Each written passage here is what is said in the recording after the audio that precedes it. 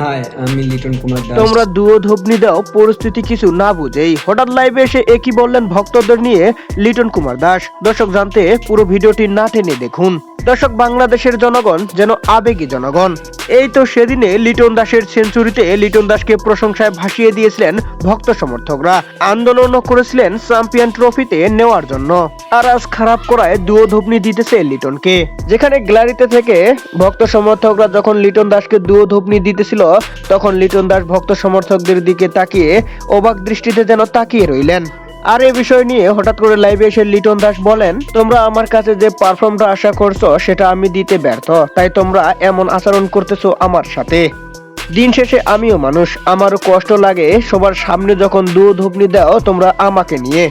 তোমরা হয়তো জানো না, একটা খেলোয়াড় সারা জীবনে ফর্ম ধরে রাখতে পারবে না, কোনো না কোনো এক সময় তার বাজে সময় আসবেই। আর এই বাজে সময় এভাবে তোমরা দুয়ো ধবনি দিলে খেলোয়াড়ের মন মানসিকতা ভেঙে যাবে।